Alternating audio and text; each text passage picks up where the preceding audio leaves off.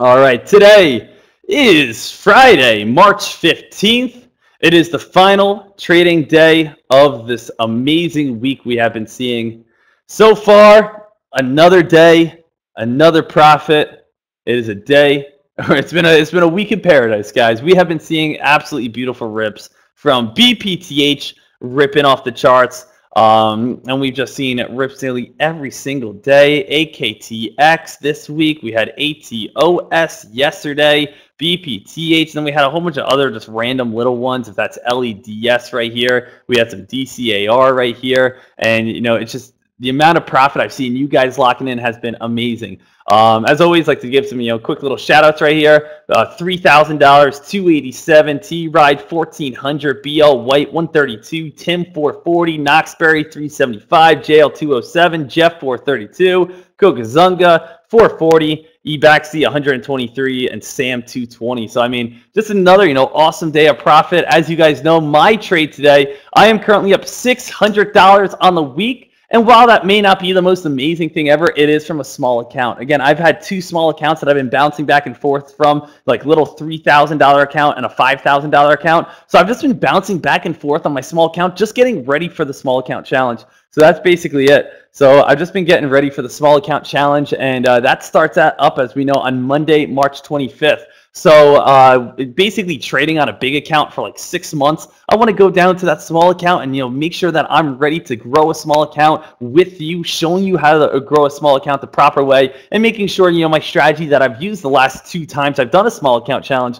still obviously working. Everything's going great, and as you guys can see right now, it's still working great, exactly how I planned. So we're going to be having another awesome year of being able to grow our small accounts, and for you to be able to grow your small account as we do it together live every single day. So here was my trade today, and again, this is right off tdameritrade.com. As always, this is TD Ameritrade. I put my account number in here because I don't want you to ever think I'm paper trading, because that's one of my biggest pet peeves is when I see people like on the internet saying how much money they're making and they never show their account number, they never show a P&L, or they never show anything. It's just so aggravating because I know so many people are following people who don't even trade real money or follow their alerts. So, that's why I always will show you guys this, win or lose. And I've showed you guys many losses before, but, the majority of them are wins. And as you can see right here, SLNO, small little trade today, got in at $3.95, got out at $4.15, was able to lock in a $100 profit. So you can see P&L on the day right here, 100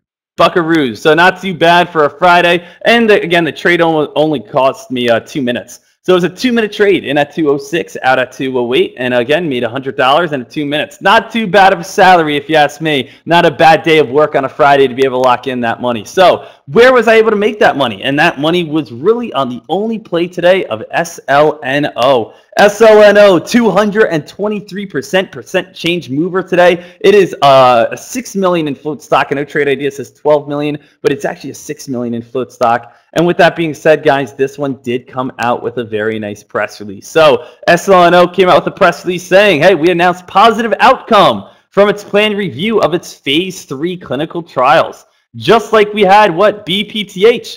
BPTH, if we look on this monster mover where this thing ran, $73, what did we have? BPTH, this stock came out with phase 2 trials, right? We have our update on our phase 2 trials, but it did have this nice italics bold right at the top, which is a strategy that a lot of press release or companies do to their press releases on their biggest press releases, so people see this right away. The only con, again, we didn't see that italics bold on SLNO right at the top. If they did, that could have made the stock go on a nice bigger rip, a bigger run. But we have positive outcome on its phase 3 trials, right? We already know this. Some nice hot keywords, right? Our keywords right here. We have positive, 3-star word, phase 3 trials, 3-star word, right? That's what we like, right? All we see is positive phase 3 trials. We already know this thing's going to be a nice ripper.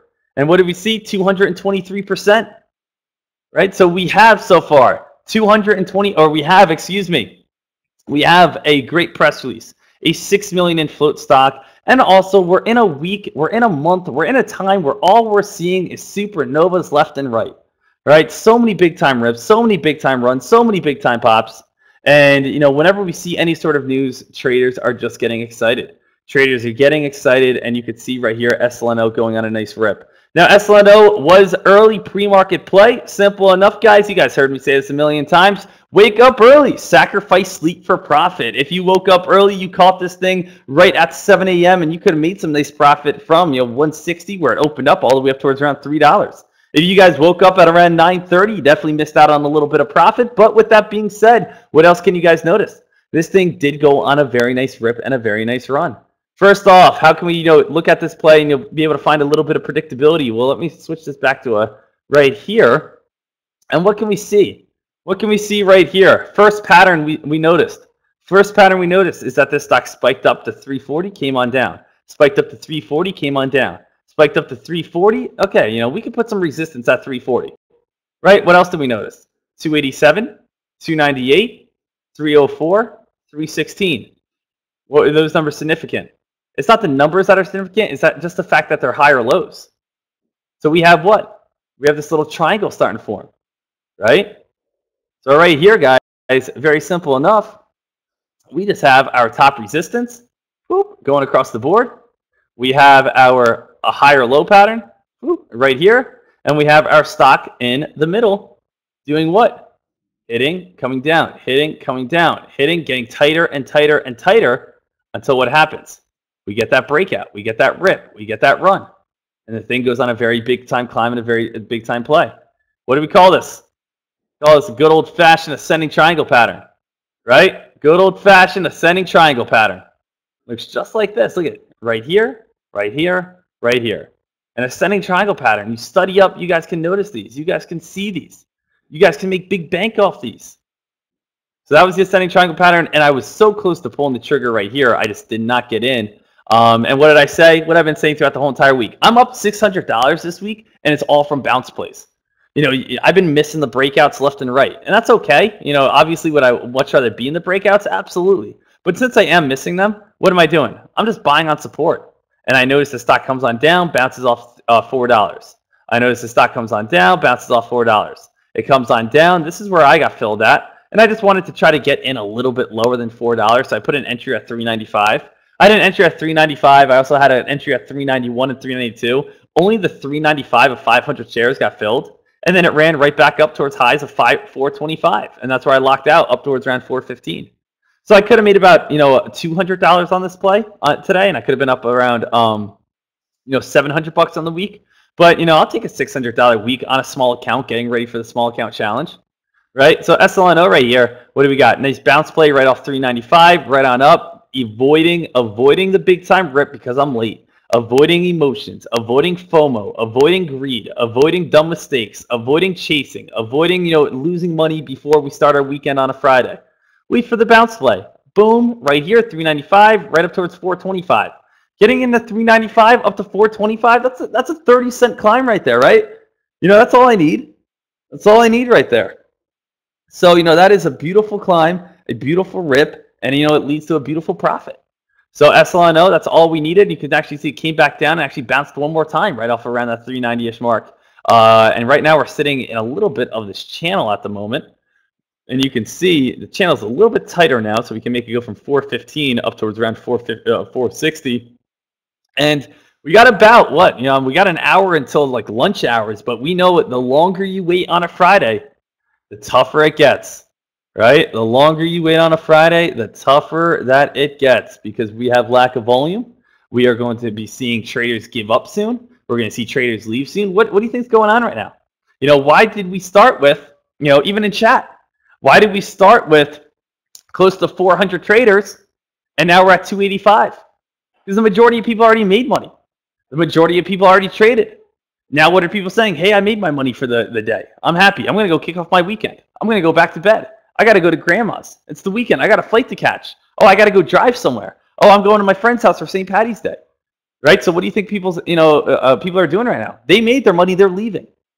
So guess what? That's lower volume. Lack of volume.